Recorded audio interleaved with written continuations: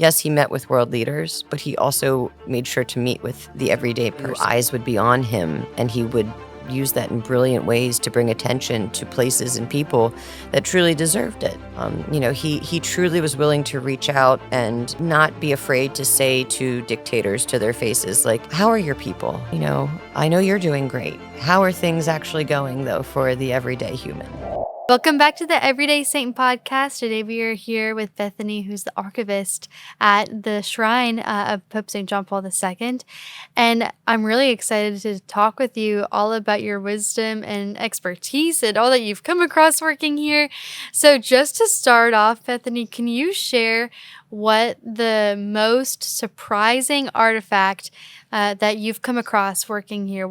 What is that? Oh, that is an excellent question, Eve, because we are honored to have such a treasure trove here.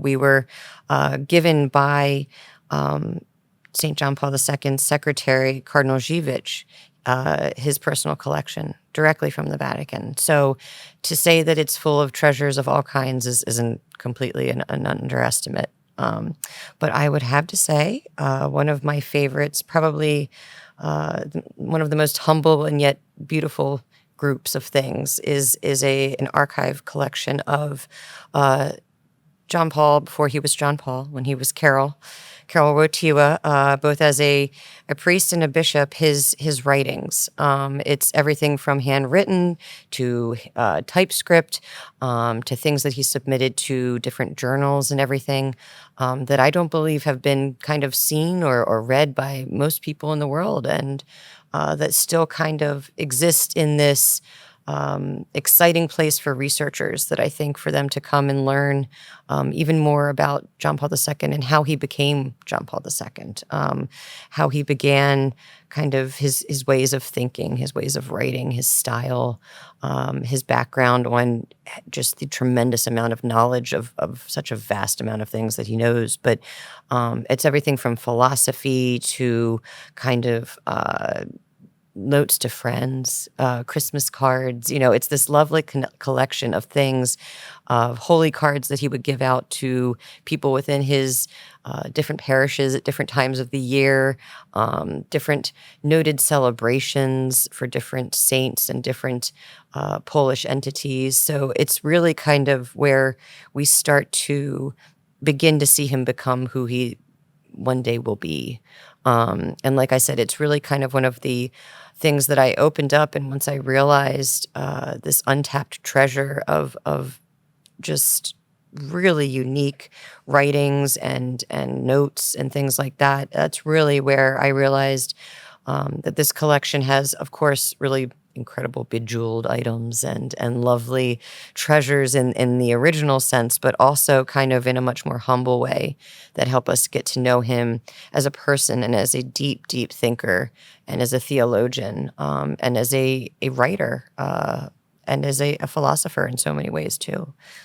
Yes, which is amazing. It's The way incredible. that you get to learn about him, and probably even comparing some of those writings, like you were just saying, from when he was a priest and a bishop to how he functioned as pope. I mean, you just get to see this progression. It makes him so Exactly. human, Yes. which is really important. And I think we definitely get that sense from him as a pope in general, that he just seems a little bit closer to us because we have some of those resources.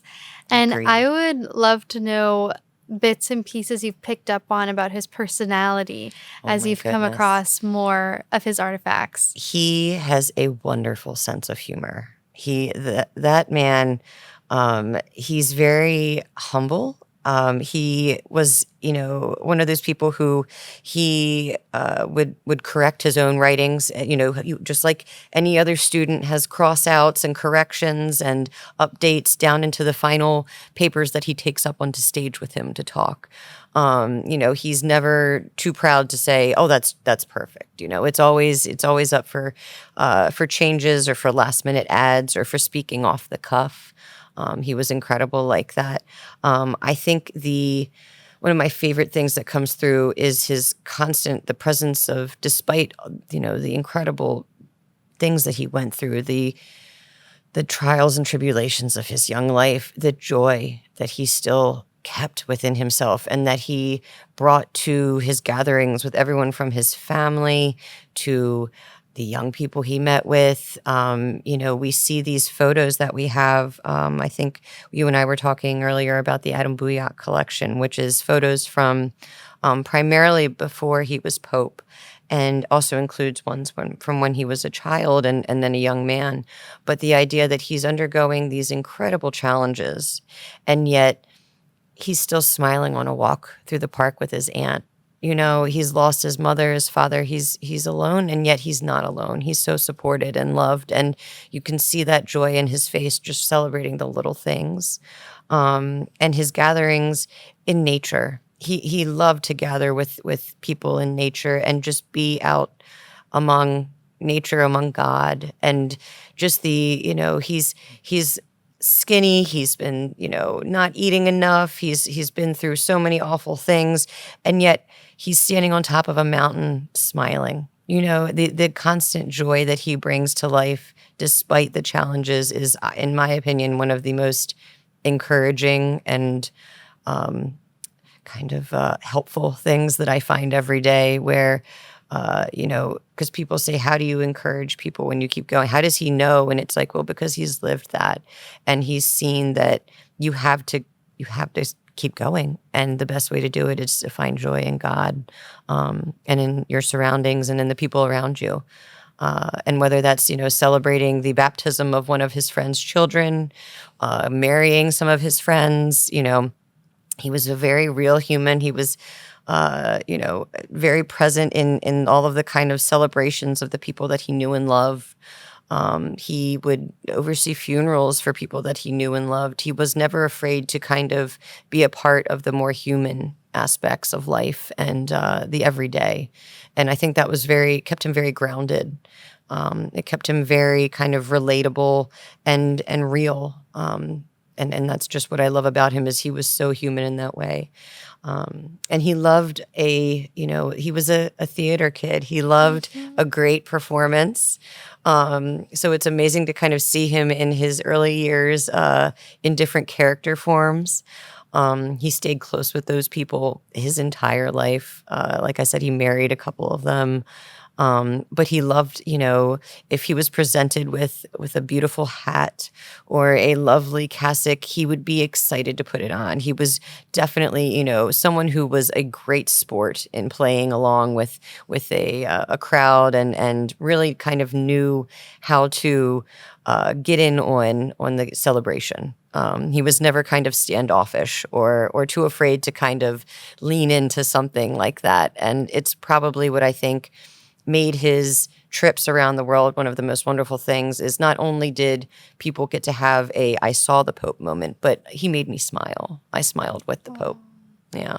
That is so sweet. I really like that point, that he was just so full of joy. And it's really wonderful to see that gift of his being experienced even from a young age. Exactly. And something I'm so impressed with here at the shrine is just the wealth of knowledge, and as you're explaining all the things that you've just received because of the shrine here, but also people who come and visit have the opportunity to walk through the museum, which has a lot of the artifacts there. And as someone who gets to work with that and decide which things come out and everything like that, I would love to know what some of the most stand out, in your opinion, stand out to you, artifacts that are in the museum that people can come and actually see for themselves. Oh, sure. And that's the toughest thing, because every day I come in and I can't believe this is my job. It is an honor and a blessing in so many ways. And so I've been here for 12 years, and every day I still come in and go, I can't believe it. This is amazing. But our museum is incredibly fortunate because we have items that help us show, again, the humanity of John Paul II. As we get further away from him being alive, people in my generation, we remember him so alive. And so it's important for us to be able to capture that for the next generations, for people who didn't get to know him or see him in life. And so that's really kind of one of the biggest challenges, but also one of the biggest gifts that we can do through our collection and through this representation of items. And so, it's everything from his showing that, he worked his way up the ranks, his hats as cardinals, as an archbishop from when he was in Krakow, his skis. I love his skis, his tennis shoes. To have tennis shoes and skis that belong to a pope are pretty amazing. We have a shaving brush, even a pope has to shave. To keep those lovely Polish cheeks shiny. But we have really items that relate to kind of everything from the tremendous to the simple. And I think, again, that shows us his personality is that, yes, he met with world leaders, but he also made sure to meet with the everyday person, and that those were just as important to him.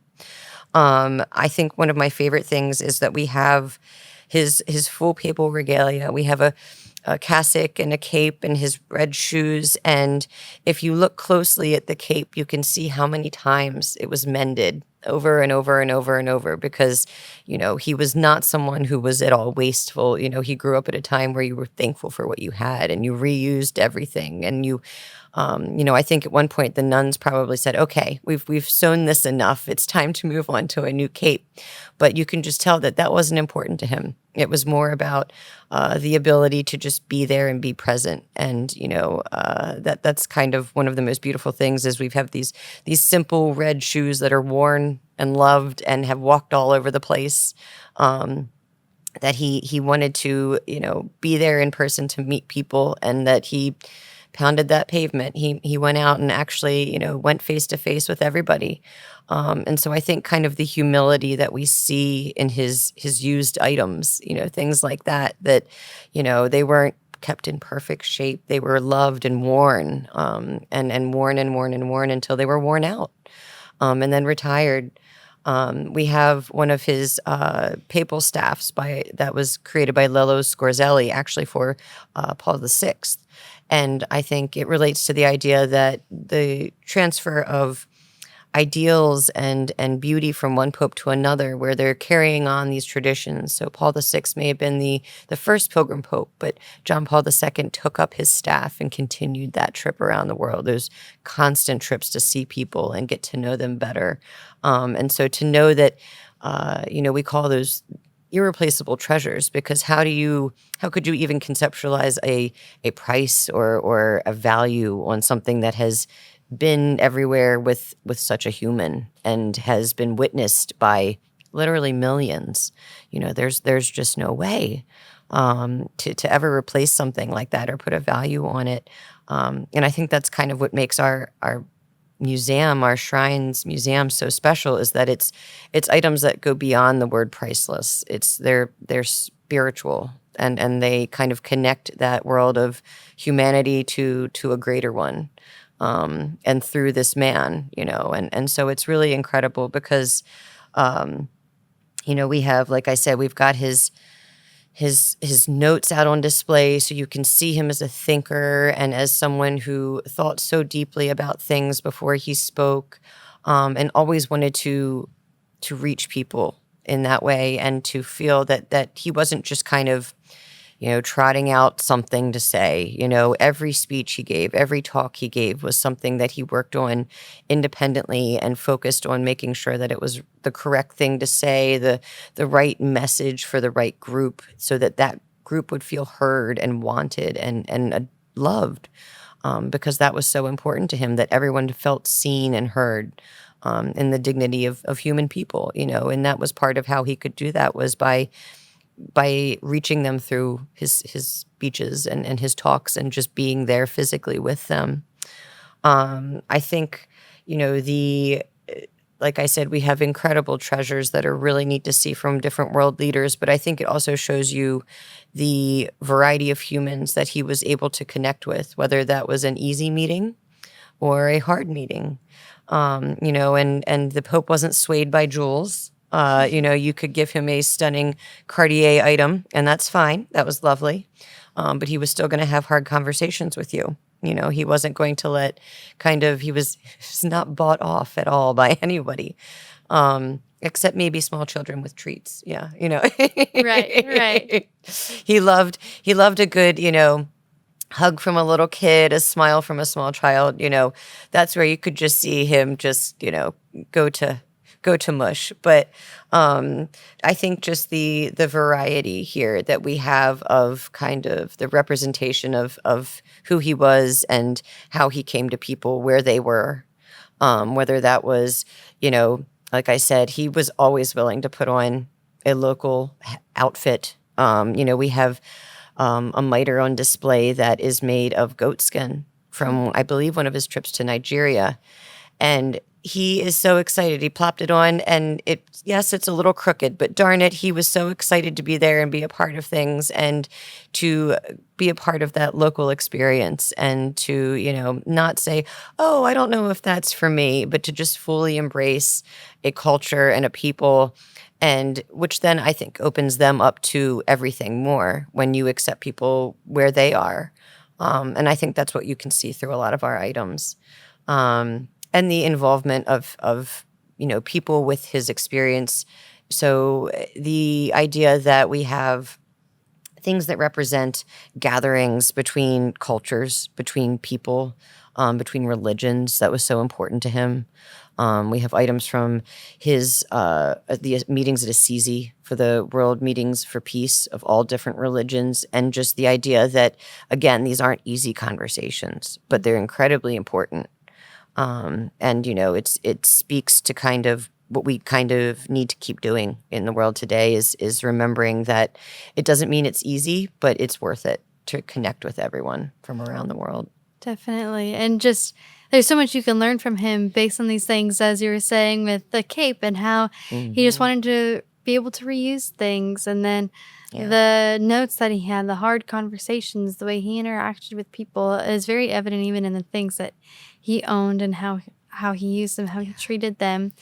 And you kind of mentioned a couple times maybe some of these hard conversations or this connection with people. Would you be able to explain that a little bit more? Like what kind of Sure. hard conversations was he having and what can we learn from his approach? Now, I know none of us really like breaks from a podcast, but you know what one of our favorite breaks are? Coffee breaks. Always. There's always a good reason to get a great cup of coffee, and Patrice Roasting Company is your new go-to coffee company. Why? Because they are a Catholic coffee company. Their proceeds go to support local Catholic parishes. It really doesn't get much better than that. Most of us ask for just 10% of a tithe.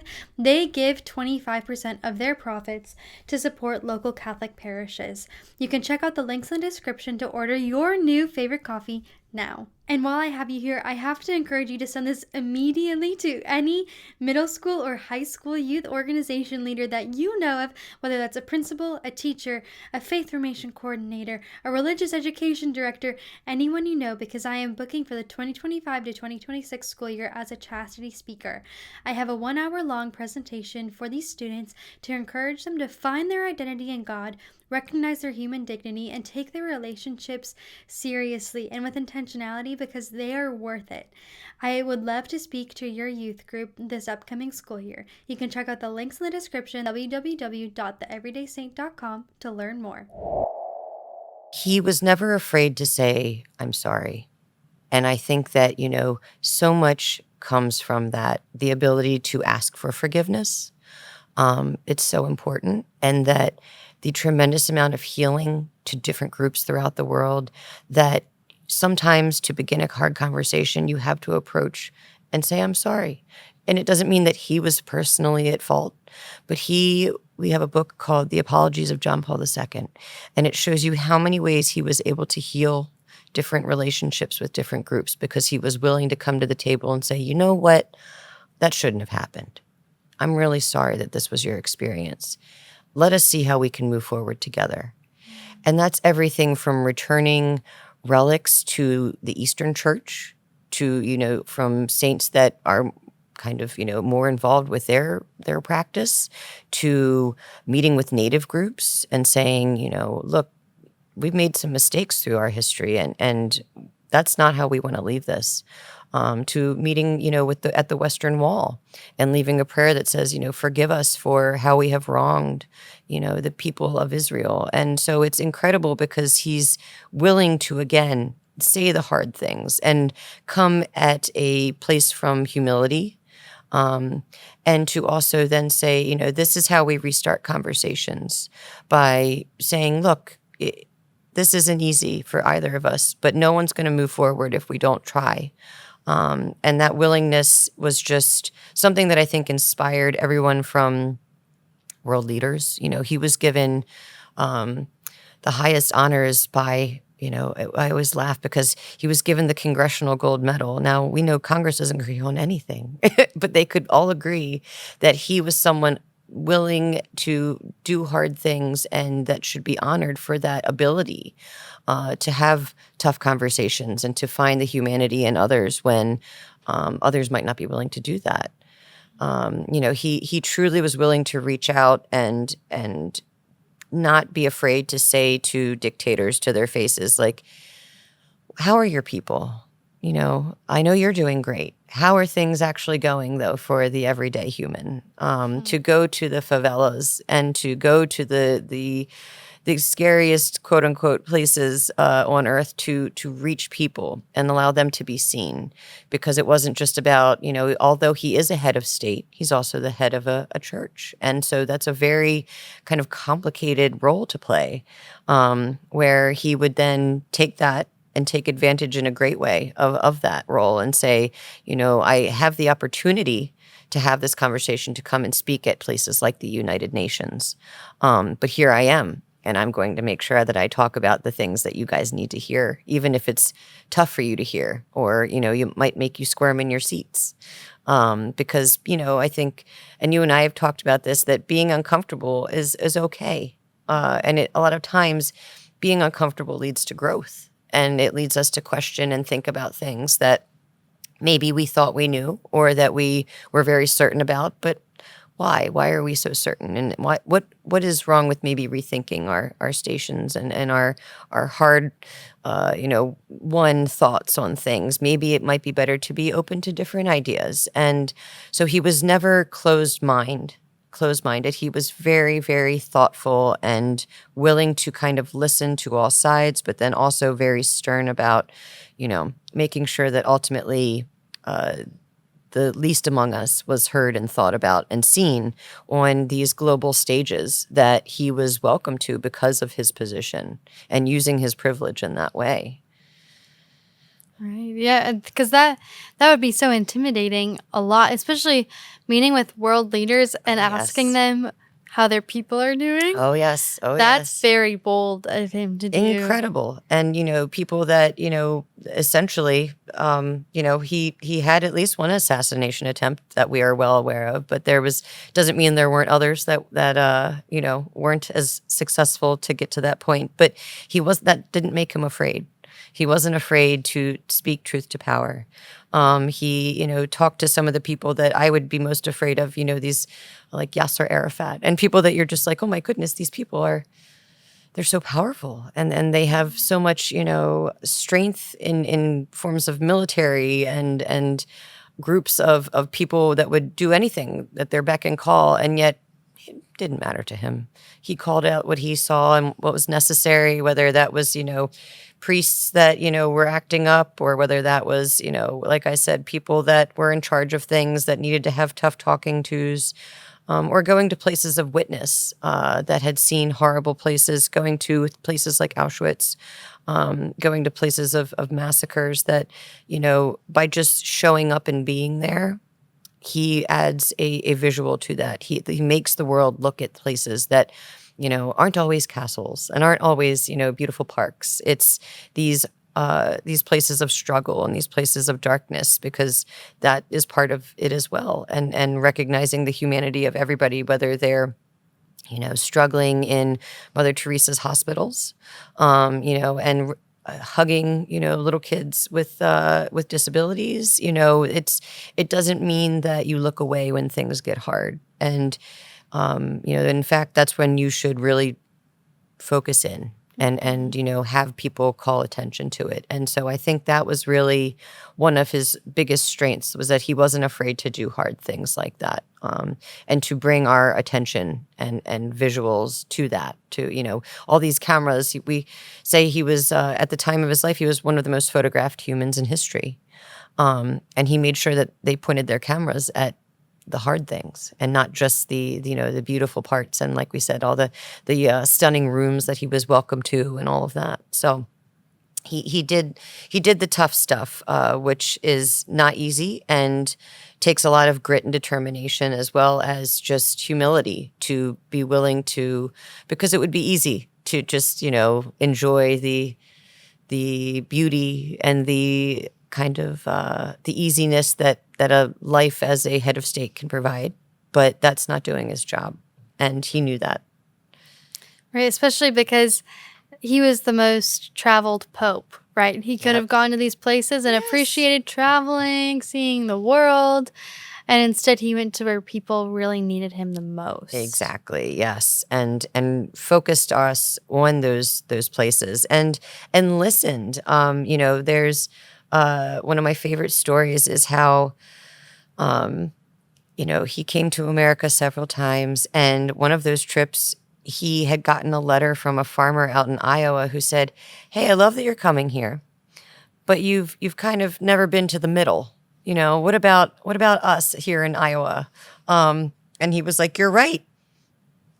I don't know why I haven't been there." And so went and had essentially almost like a field of dreams, gathering out in like the middle of a cornfield, and didn't want anyone to feel that they weren't heard or seen or listened to. And like I said, wasn't afraid to kind of march through the slums, meet with people who you don't put on TV, when you're showing off your country to world leaders. When people come to visit, when dignitaries come, you take them to all the shiniest new things and you show off. And he didn't want to see that. He wanted to go to soup kitchens. He wanted to go to homeless shelters. He wanted to go to veterans' homes. He wanted to go to places that the people were, not photogenic, not perfect for cameras, but that's who needed him and that's who deserved his time and his attention. And so because he was so photographed, he used that, the idea that he knew eyes would be on him, and he would use that in brilliant ways to bring attention to places and people that truly deserved it. And he was never, kind of too worried about the spotlight or how did he look okay? Was he going to get dirty? You would never see him push a kid away like, oh, I might get messed up. Nope, nope, nope, nope. Always with open arms, no matter how many people, came forward to hug, to encounter him, to cry. I can't tell you how many photos exist of this man embracing people who are just at their wits' end and just need to be embraced and feel love.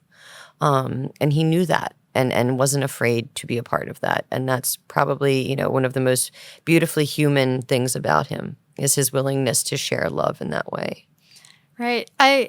Beautifully human, but almost the most human thing about him, just point blank, because Yeah. isn't that like what we all want, is that Exactly. embrace, that desire for love, that feeling of love. And I think he just saw that. Like Yep. he just saw someone and saw them as an opportunity to be more human, because it was an opportunity to love. Exactly. And something you brought up earlier too was his trips to the United States. Yes. I'm curious what you know about his impact on the United States as a whole during his papacy and Sure. where that's left us. Especially if he's having these hard conversations. Oh my gosh, I yeah. mean, just like what was going on here, and what Oh, did he think about and it? again, talking, truth to power, and, came through multiple administrations, he was the first pope to go to the White House.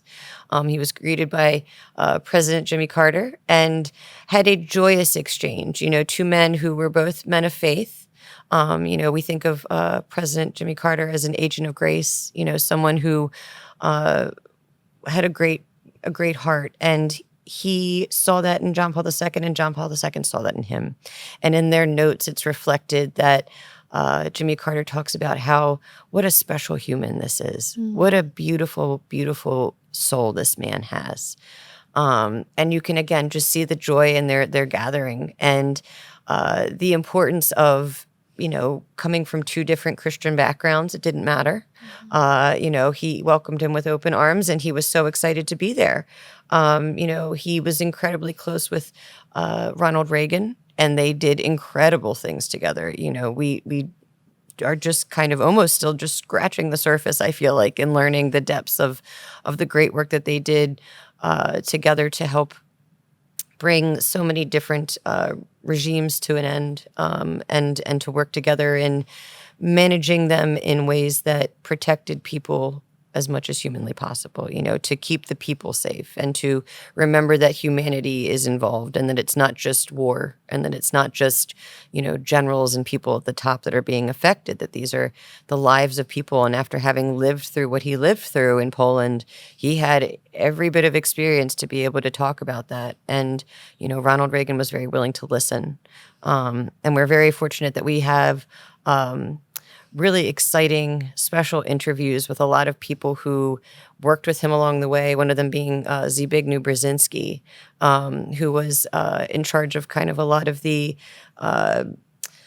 oh my goodness, the back and forth, I would say, during those Cold War times. And he was, as a Polish man, he was so inspired by him himself, but he would also help, I think, keep everything very grounded and remember the humanity of the people involved. And, that the struggle wasn't just at the top about who was in charge. And, as much as different communist groups wanted to kind of make it very black and white, that it wasn't, that these are not, simple things, and that there's people involved, there's humans, and that their rights to everything from the freedom to, have their right to work, their right to religious practices, to things like that, that they couldn't be forgotten in the, in the treaties and in all of the kind of, higher level discussions. And he was one of those where he wanted to come here because he saw the importance, and I think you and I talked about this, of, the unique experience of Americans as immigrants, and how that is so beautiful in and special to what makes us Americans, in that so often, no matter what our faith is, no matter if we have a Hispanic background, an Italian background, a Polish, Eastern European background, that faith is often so intrinsically woven into our culture, and that you don't have to, that part of kind of becoming integrated into an American society doesn't mean that you have to lose any of that. It's what makes us special. It's what makes us unique. And it's what makes, I think, Americans so beautiful and different. And so he truly, would say, like, don't forget that's what makes you different, and that you all come together and have that with all of your own experiences. It's this beautiful kind of quilt of different backgrounds like that. But he wanted people to all over the world have the opportunity to see him. And he never let us, as someone who constantly saw the value and yet also the fight for freedoms throughout his entire life, through so many different regimes, through so many different experiences. He always wanted to also remind us of, with great power comes great responsibility. To be careful to not, trample the little people at the bottom, that we all are humans with great value. And that when you lose sight of that is when, that's when you start to get in trouble. And that's when kind of power goes to your head. And that you must always keep that in mind, that, freedom is a gift to be valued and to be, it's very precious, that we have to be careful with it, and to not forget that. So I think he was very good at kind of keeping us straight on, don't forget where you came from, and don't forget how lucky you are, because there's so many around the world who are fighting for what we have. And I think one of my favorites is obviously, being a DC person, his Mass on the Mall. We see so many big events down there, and so to know that one of them was St. John Paul II having a Mass down there and speaking directly to all of us from our nation's capital was so incredible. The idea that he was vested in the Smithsonian castle there, it's such an American experience, I think, to have that. And to have these beautiful images of him and these remembrances from that day of people getting to come and not only have the experience of being in their nation's capital, but with the Pope. That's so beautifully American and special. It is. Wow. And it's amazing too, because something you said there was he wanted people to see him and for them to also be seen. And so it's amazing how he left that legacy while he was here as Pope, but we have so many writings from him. We have so many artifacts from him. We have all the videos, we have Oh, the homilies. yes. We have an ability to keep his legacy continued and to still be seen by him and understood by him Exactly. decades later, which is remarkable. And I'm sure just working here, I mean, you Every get to day. witness that Yes. firsthand. And we have to start wrapping up a little bit, but I really would love to know if there's any last thoughts that you would like to leave or an overall message that you would like to leave the I would listeners. just say, I'm so thankful that I get to do what I do. It's blessing doesn't begin to cover it type thing. But John Paul II was notorious for people who went to see him would often come away. I can't tell you how many I've heard say, he looked right at me. Well, physically, that's probably impossible, but every person in his presence felt touched by him, felt seen by him. And I hope that here at the shrine, we continue that legacy, that we create a space and a museum that helps people to continue to feel seen by him. Because that to me is the most important, is that he did see you and that he did want you to feel known and loved and wanted, because that's really, that's what God wants for us. And that he was just such a humble, incredible human that never stopped working, never took a day off. And that we are just so fortunate to be a part of that legacy. And, every day I just hope that we do right by that we are doing enough, because I don't think we can ever say or do enough to kind of almost completely honor him. I think it will be a lifelong calling and a calling without an end for sure. So, but yeah, the more people that can come and learn and see, I think that to me is the best thing that we can do, is come reach out, come learn, come experience him. We've got lots of different ways to do that, but one of them would be through our museum, and I hope people do take that opportunity. Yes, because it's amazing. It really Thank you. is. My Thank mom and you. I were able to walk through a few weeks ago, and we both were in awe of it. I think my mom even went around and looked at it again. I think I might have even too, just to go through it twice and to see It takes a everything. couple times just to be able to kind of take it all in. There's a lot there, and we're always happy to have people come and do research. We want to always encourage people to, whether they're serious researchers writing papers and doing, things like that, or just casual people who want to learn more. We always encourage them to reach out, because that's our job. Our job is to help people learn and become closer to John Paul II. Definitely. Well, thank you so much for coming on today and sharing all of your expertise and Of course. stories. Thank you for having me. This is such an important and special experience. Thank you, Eve.